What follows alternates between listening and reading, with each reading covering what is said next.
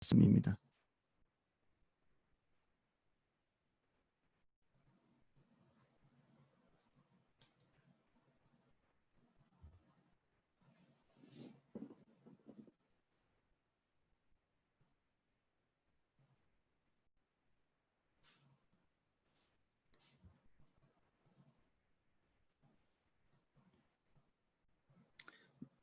누가복음 6장 20절에서 26절까지 찾으신 줄 알고 제가 낭독하겠습니다.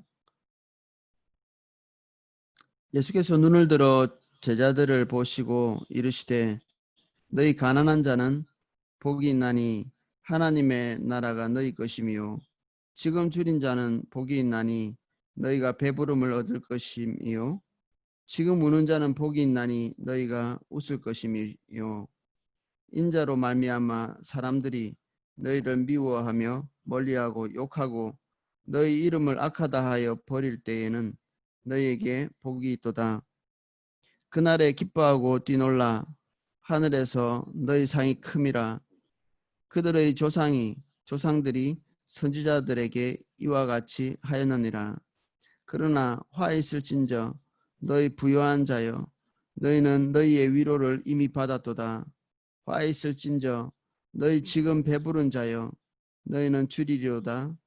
화 있을진저 너희 지금 웃는 자여 너희가 애통하며 울리로다. 모든 사람이 너희를 칭찬하면 화가 있도다. 그들의 조상들이 거짓 선지자들에게 이와 같이 하였느니라.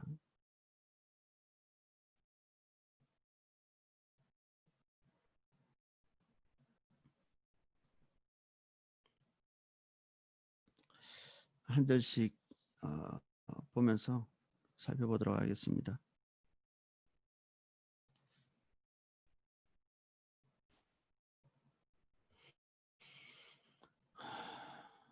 예수께서 눈을 들어 제자들을 보시고 이르시되 너희 가난한 자는 복이 있나니 하나님의 나라가 너희 것이며. 여기 보면 누가 복이 있냐 이렇게 찾아보면 어떤 사람들은 가난한 사람들이 복이 있다, 아니면 마음이 가난한 사람이 복이 있을 것이다, 이렇게 문자 그대로 이렇게 보기도 하고 그렇죠. 그런데 우리가 첫 줄에 보면 주님이 누구를 보고 계세요? 제자들을 보고 계시죠. 주님의 눈을 맞추고 있는 그 사람이 지금 제자들이거든요. 주님은 항상 누구에게 말씀하시냐면 너만 보십니다. 이렇게. 주님이 본인이시잖아요. 주님이 말씀하실 때 누구한테 말하냐면 인격체인 주님 앞에 서 있는 너예요. 그러니까 나는 예수님이고 너는 그 예수님의 말씀을 듣고 있는 대상이죠. 그러니까 말하는 자와 듣는 자가 누군가요? 나와 너는 우리죠, 우리. 그러니까 두 대상밖에 없는 거예요. 지금 멀리 있는 누군가를 얘기하고 있지 않고요. 지금 하나님께서 지금 실시간으로 말씀하고 계시는 것을 듣고 있는 그들이 이 제자들이죠. 그리고 예수님께서 너 지금 네가 가난한 이렇게 얘기하고 계십니다. 지금 눈앞에 예수님의 말씀을 듣고 있는 이 사람들 제자죠. 예수께서 눈을 들어 제자들을 보시고 지금 예수님께서 대화하고 계시는 대상이 예수님 바로 눈앞에 있습니다. 우리가 지금 현재 예수님의 인격 앞에 서 있다면 우리가 그입니다. 우리는 2000년 전에 있지 않는데요. 아닙니다. 주님의 인격이 지금 현재 여러분들 초소에 계시고요. 그리고 여러분들은 하나님의 얼굴 앞에 있습니다. 그 앞에 여러분들이 계시는 것이고 주님이 여러분들을 눈을 보고 말씀하십니다. 너. 여기에는 제자들이 많이 있었던 걸 볼 수 있죠. 이 제자들 안에 사도들이 어제 이렇게 선택되었다고 했잖아요. 사도들은 특별한 직임을 가지고 있고, 그리고 그 외에도 사도들 외에도 제자들의 무리가 있었던 걸 볼 수 있습니다. 주님을 따라오는. 너희 가난한 자는 복이 있나니 하나님의 나라가 너희 것이며, 예수 그리스도를 선택해서 가기 때문에 나머지 것들에 대해서 빈궁해지는 거죠. 저절로. 우리는 우리가 원하는 것을 많이 갖게 되어 있습니다. 욕심 많은 사람이 돈도 많아요. 대체로. 그걸 추구하기 때문에. 세상 것을 추구하면 세상 것을 많이 갖게 되어 있습니다. 주님을 추구하면 주님을 많이 소유하게 되겠죠. 우리가 원하는 것을 대체로 하나님이 주시는 경향이 있습니다. 그럼 지옥 가고 싶은 사람이 어디 있어요? 아니요. 지옥도 자기가 원하는 사람이 가는 겁니다. 하나님이 너무나 싫기 때문에 하나님과 조금도 같이 있고 싶지 않은 사람들이 있습니다. 하나님과 함께 있기 싫고 하나님의 주도권이 싫고, 그러면 그 주도권이 완벽하게 제거된 곳이 있는가? 네, 있습니다. 지옥입니다. 거기에는 하나님이 완벽하게 자기 주도권을 거두시고 대신에 하나님의 생명, 하나님의 축복, 하나님의 보호, 하나님의 은혜, 이 모든 것이 다 같이 거두어져 있죠. 왜냐하면 하나님의 통치 안에는, 하나님의 은혜 안에는 이 모든 것이 다 들어있거든요. 그래서 그것들이 거치면 그 모든 것들, 하나님으로부터 오는 그 아름다운 것들이 다 거쳐 있죠. 회개도 안 됩니다. 지옥은. 왜냐하면 회개는 하나님의 은혜의 산물이기 때문에 그렇습니다.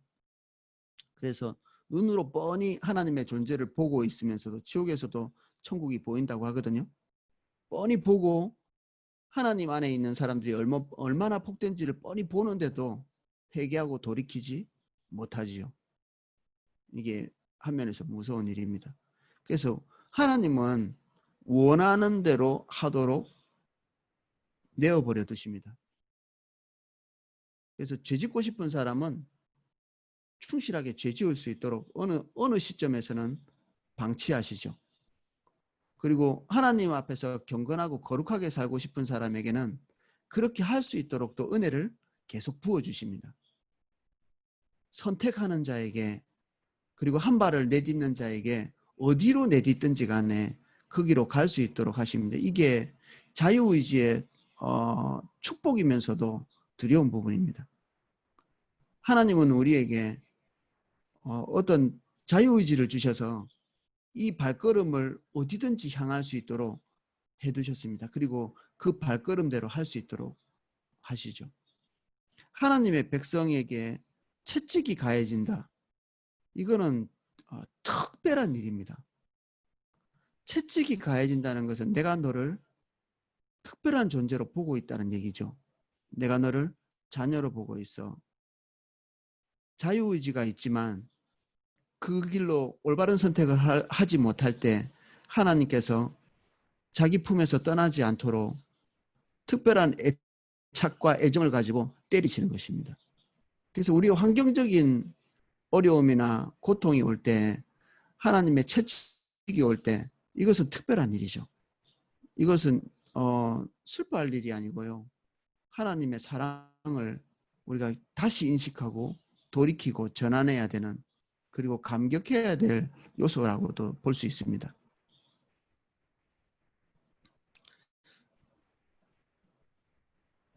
21절, 지금 줄인 자는 복이 있나니 너희가 배부름을 얻을 것이요 지금 우는 자는 복이 있나니 너희가 웃을 것이며, 인자로 말미암아 사람들이 너희를 미워하며 멀리하고 욕하고 너희 이름을 악하다 하여 버릴 때에는 너희에게 복이 있도다.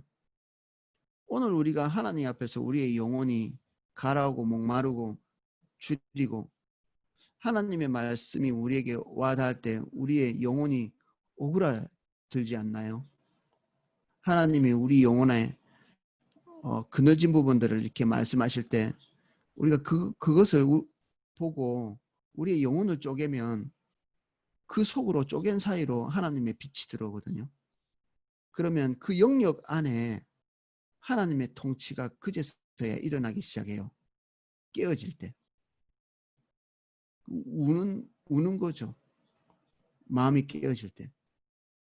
우리는 누구든지 온전한 사람이었기 때문에 하나님 앞에 나갈 때마다 주님께서 우리 안에 자신의 통치권을 세우기를 원하시는 부분들이 비춰지게 돼 있거든요.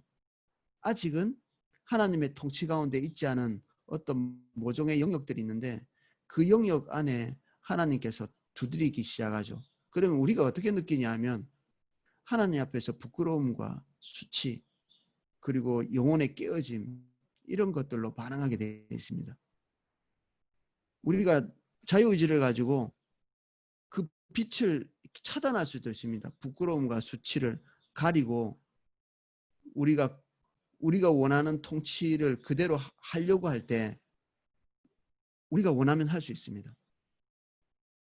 불가항력적이지 않고요. 우리가 고집부리면 하나님이 더 이상 통치를 못하시는 영역이 계속 남아있게 됩니다. 그런데 하나님의 말씀, 하나님의 빛이 비춰지는 그 영역에서 우리의 마음이 높고 깨어지고 통회하고 자복하고 하나님의 통치를 인정하고 받아들이고 결정하면 주님이 오셔서 우리를 그때부터 통치하기 시작하시고 우리 안에 하나님의 영역이 아니었던 부분이 하나님의 영역이 되기 시작하죠. 그러면 하나님이 통치하시기 시작하면 주님이 원하시는 보호와 생명이 그 영역에 있어서 부어지기 시작합니다. 하나님의 은혜를 받아봐야 은혜 없이 살던 것이 얼마나 빈궁했는지를 알 수 있습니다. 늘 빈궁한 사람은 자기가 얼마나 빈궁한지도 잘 몰라요. 하나님이 빛이 올 때, 하나님의 통치를 받을 때 그때서야 자기의 영혼의 가람을 알 수 있습니다. 그래서 주님 떠나 사는 사람은 늘 자기가 부자인 줄 알아요. 자기 괜찮은 사람인 줄 압니다. 왜냐하면 한 번도 주님의 풍요를 경험해 본 일이 없거든요. 그 풍요가 무엇을 의미하는지를 모릅니다. 기껏 해봤자 하나님이 뭐 어디 사업 잘 되게 하고 월급 올라가게 하고 사람들한테 칭찬받게 하고 그 정도의 풍요인 줄 알아요. 주님께서 우리에게 주시는 풍요는 그것과 비교 불가한 것들입니다. 비교할 수 없는 것. 맛본 자만 알 수 있는 영역이죠. 예수 그리스도를 소유하면 예수 그리스도를 소유하지 않은 자들이 이유를 알 수 없는 미움을 가지게 됩니다. 이번에 북한 선교사님 오셔서 간증하셨는데 그분 책 안에도 북한에 자기가 있을 때도 북한에도 세 종류의 사람이 있다고 하더라고요. 저도 제가 읽은 책에 미국인, 미국분, 미국놈 이런 제목이 있는 책을 제가 읽은 적이 있었거든요. 어떤 사회에 가든지 존경받을 만한 사람이 있고요. 그냥 보통 사람이 있고 아주 악한 사람이 있거든요. 북한에도 똑같죠. 북한에도 이 목사님을 이유 없이 미워하는 사람이 있고요. 그리고 해를 끼치는 사람이 있고 그냥 보편적인 그냥 사람이 있어요. 그냥 있든지 없든지 그냥 보통 사람처럼 살아가는. 그런데 특별히 이 목사님을 긍휼히 여기고 더 돕고 하는 이런 북한 사람들도 있는 거죠. 우리가 예수 그리스도를 알 때 그것 때문에 좋아하는 사람이 있습니다. 하나님이 우리에게 붙인 사람이라고 볼 수 있죠. 그런데 어떤 사람은 완전히 우리에 대해서 이유를 알 수 있는 없는 그런 악감정을 가지는 사람들이 있죠. 마치 나를 대적하는 것을 자기의 소명으로 여기는 사람이 있거든요. 저도 종종 만납니다. 저를 대적하는 사람을 종종 만나죠. 나를 대적한다고 그에게 유익이 있지도 않습니다. 그런데 소명감을 가지고 그렇게 하는 사람이 있습니다. 아마 우리를 대적하고 핍박하는 것을 자기의 태어난 소명으로 알고 있는 사람도 종종 있을 거예요. 그런 사람이 있을 때 예수님께서는 복 있다 이렇게 말씀하십니다. 우리가 현상적으로 볼 때는 그 사람이 없어질 때까지 우리가 평온을 누리지 못하잖아요. 언제 이 사람이 없어지나? 언제 이 사람이 좀 변화되나? 이게 우리의 간절한 목마름, 기다림 아닌가요? 이 사람이 없어질 때까지는 나에게 평온이 찾아오지 않는. 근데 주님은 지금 현재 그 사람이 있는 상태에서 우리가 복이 있다 이렇게 말씀하고 계세요. 지금 현재 계속 되고 있는데 이 고난이, 그리고 나를 미워하는 사람이 계속 있는데, 나를 핍박하는 사람이 계속 있고, 내가 주님과 관계를 가지고 있는 이것만 가지고도 계속해서 나를 고통스럽게 하는 사람이 있는데 지금 복이 있다 이렇게 말씀하세요. 어느 날 하나님이 나에게 복을 주셔서 그런 것들을 없애주시는 게 아니고요. 지금 복이 있다.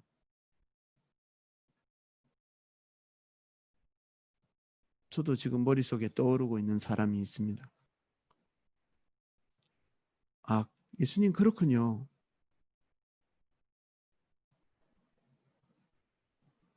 복이 있는 거군요. 제가 지금 현재 내가 그런 대접을 받고 있는 지금 현재 내가 복이 있군요.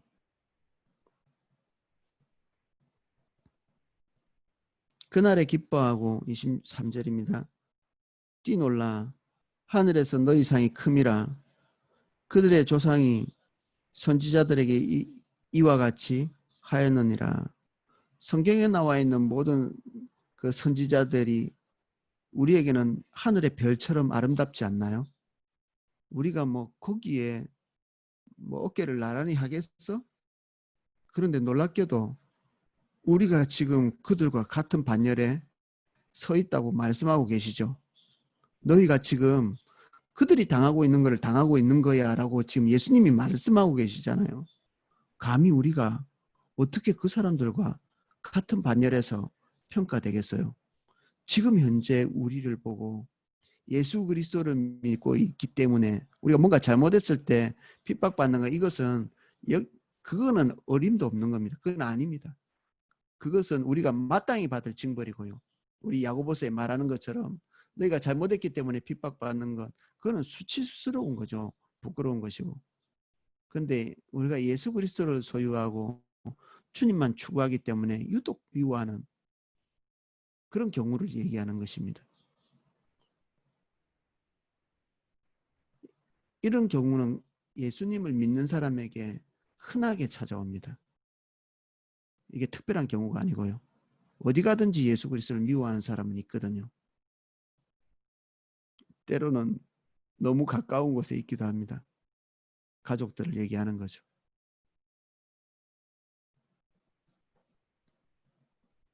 그러나 화 있을진저 너희 부요한 자여 너희는 너희의 위로를 이미 받았도다.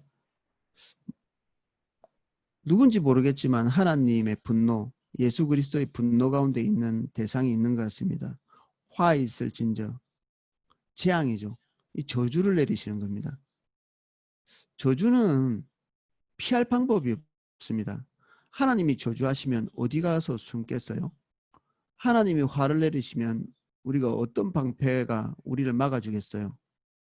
엘리가 타락했지만 정확한 관점을 가지고 말한 적은 있었거든요. 너희가 사람과 어떻게 원수가 되면 뭐 누가 막아줄 사람, 중재해줄 사람이 있는데 자식들에게 한 말이죠. 너희가 만약에 하나님하고 원수가 돼 있고 하나님께 범죄하면 누가 너희를 중재하겠냐? 누가 너희를 막아주겠냐? 이 얘기를 하죠. 하나님의 저주 가운데 있다는 것은 이것은 해결책이 없습니다. 절대로 들어가면 안 되는 거죠. 혹시 하나님이 우리에게 너 이거 아니야 라고 얘기할 때는 우리는 빨리 무릎을 꿇어야 됩니다. 통회자복하고. 다행히 그분은 자비로우시고요. 노하기를 더디하시고 통회자복하는 자에게 마음을 돌이키시기를 기뻐하세요. 하나님과 대립된 관계에 서 있다면 방법은 하나뿐입니다. 피하고 도망가는 게 아니라 통해하고 자복하는 것입니다. 누군지 모르겠는데 이런 대상이 있어서 지금 현재 예수님께서 저주를 퍼붓고 계시죠. 화 있을진저 너희 지금 배부른 자여, 너희는 누구라고 말하고 있어요? 다른 사람이 있나요 지금? 여기에 예수님의 말을 듣고 있는 지금 이 자리에 있는 사람에게 하나님께서 너희라고 말하고 있죠. 지금 방금 예수님께서 복이 있다고 말씀하신 그 자리에 있는 사람들이에요. 결국에는. 복 있는 사람도 예수님의 지금 발 앞에서 하나님의 말씀을 듣고 있고 저주받을 것이다. 화가 있을 것이라고 하는 사람도 지금 예수님의 발 앞에서 하나님의 말씀을 듣고 있는 거죠. 너희 지금 배부른 자여 너희는 줄이리로다. 화 있을진저 지금 너희 지금 웃는 자여 너희가 애통하며 울리로다. 모든 사람이 너희를 칭찬하면 화가 있도다. 그들의 조상들이 거짓 선지자들에게 이와 같이 하였느니라. 사람의 낯을 따라서 가는 사람, 예수 그리스도를 따라가지 않고 사람의 낯을 보고 사람에게 좋은 사람, 좋은 어머니, 좋은 남편, 이게 인생의 목적인, 그리고 좋은 아내 되는 것, 그리고 성도들에게 좋은 목사 되기 위해서 몸부림치는 것, 그리고 나를 보고 있는 사람들에게 좋은 사람 되는 것, 목회자에게 좋은 성도처럼 보이는 것,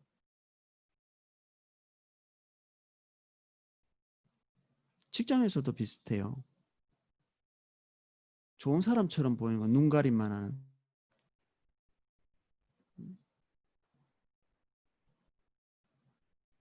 종들이 쉽게 할 수 있는 것이 눈가림이죠.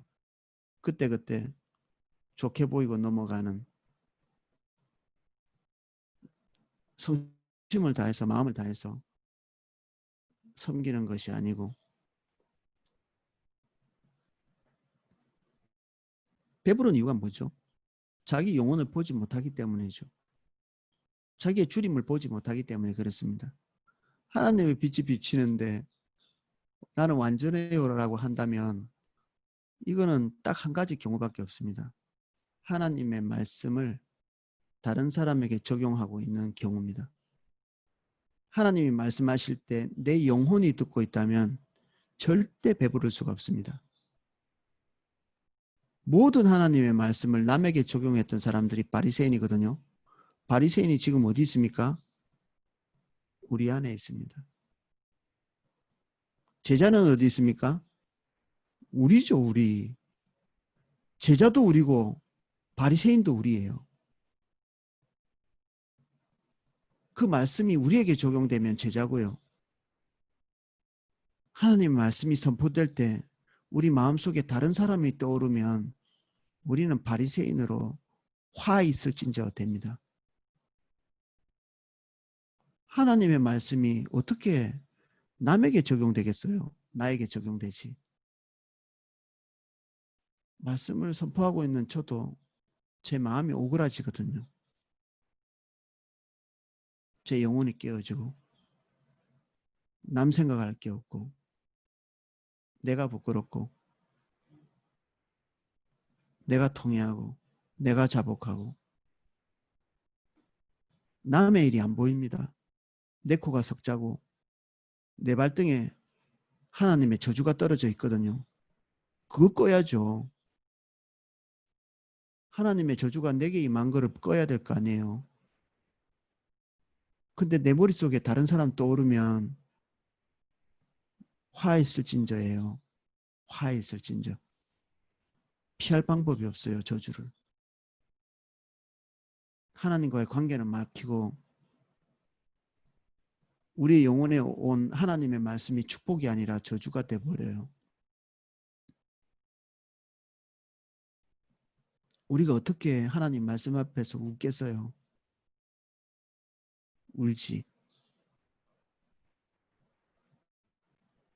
그 말씀이 내 영혼을 때려올 때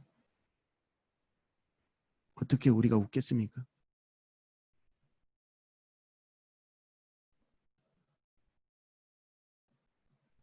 착한 사람은 주님 잘 못 따라갑니다.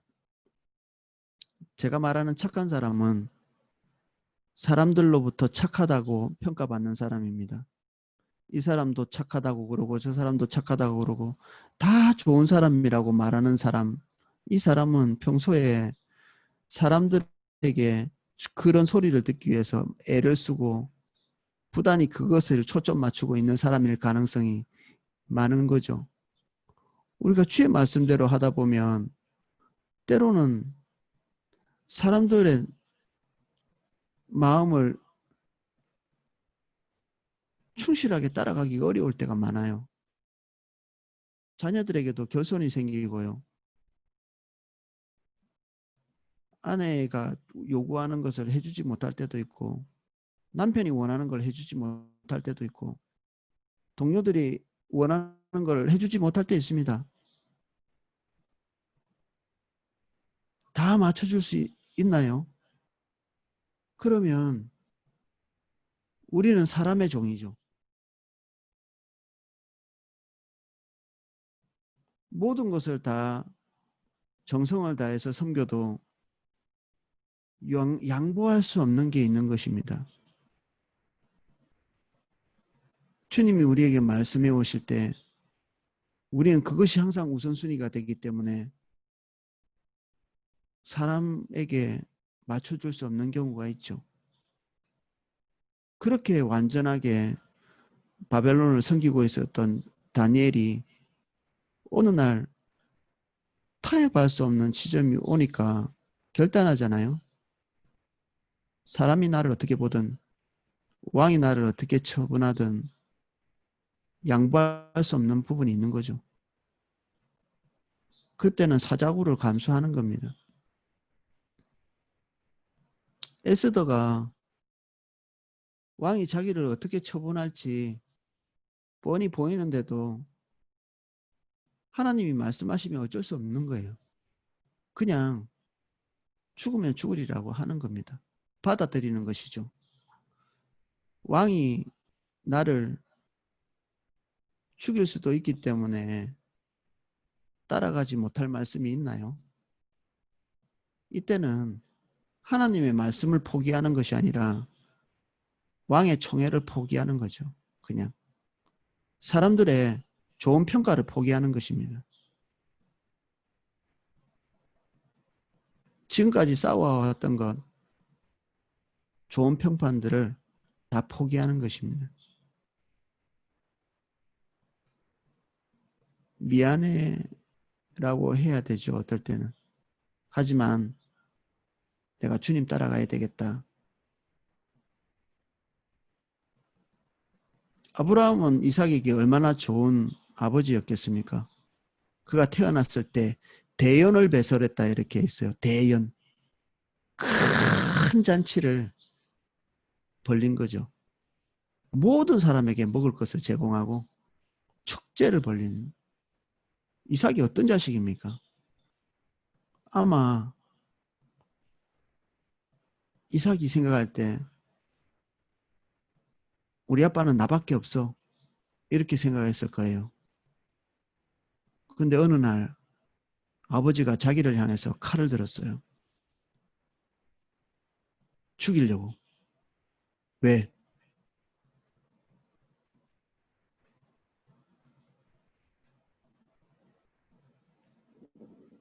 하나님의 말씀이 그러했으니까.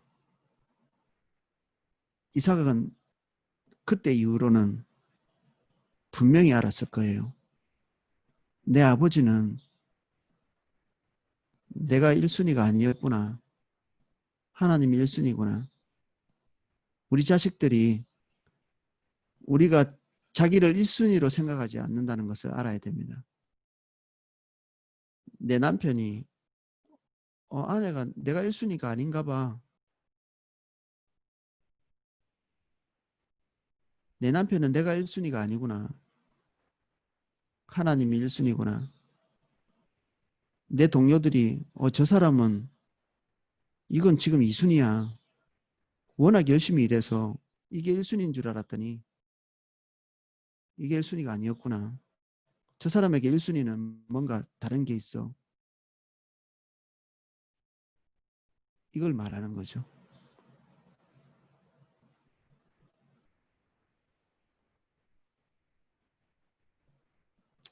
사람의 평가에서 자유로워야 주님을 따라갈 수 있습니다.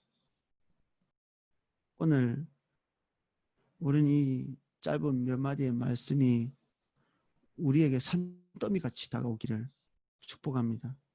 이게 예수님이 우리에게 말씀하신 거기 때문에 피해갈 수 없습니다. 남에게 하신 말씀이면 우리에겐 가볍겠죠. 근데 내게 말씀하신 것이고요. 여기에 제자라고 부르신 것도 우리고 활이 있을진저라고 말한 그도 우리입니다. 바리새인이라고 하는 특정한 사람이 없어요. 우리가 그이거든요. 기도하겠습니다.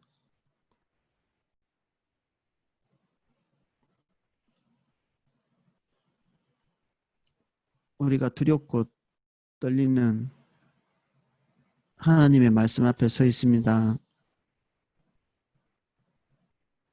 주님은 항상 나에게 말씀하십니다. 왜냐하면 우리가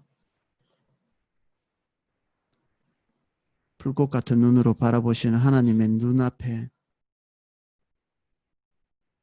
검과 같은 말씀을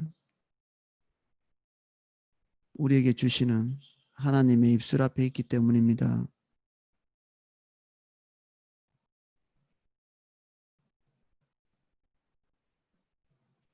주님이 우리에게 말씀해 오실 때 우리의 영혼을 스스로 쪼갤 수 있도록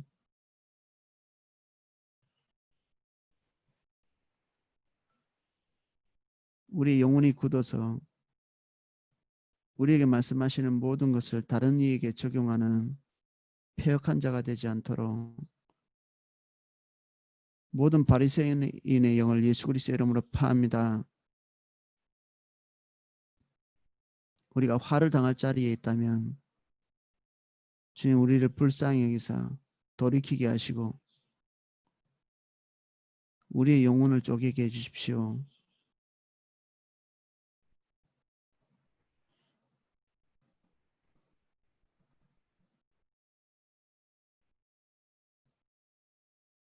은혜가 필요합니다. 지금 이 시간에 각 처소에 은혜를 보내주십시오. 하나님의 말씀대로 반응할 수 있는 하나님의 살아계신 임재를 이 시간 각 처소에 보내주십시오. 보내주세요.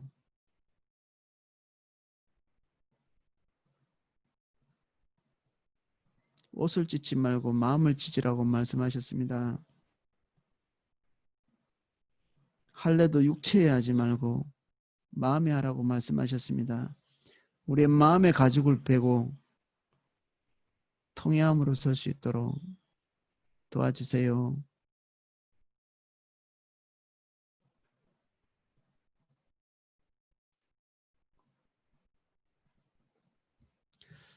예수님 이름으로 기도합니다. 아멘. 이제는 주 예수 그리스도의 은혜와 성부 하나님의 사랑과 성령님의 감화 감동 은혜 주시고 통역케 하시는 하나님의 그 놀라운 기름 부음이 여기에서 모든 말씀을 내게 적용하며 하나님의 얼굴 앞에 눈앞에 그 입술 앞에서 내 영혼으로 주님의 음성을 듣는 모든 분들, 삼사교구 성도님들, 그리고 여기에 새벽기도에 참여하는 모든 한 분 한 분에게 그 은혜와 기름이 이제로부터 영혼까지 넘치게 기름 부어지기를 축원하옵나이다. 아멘.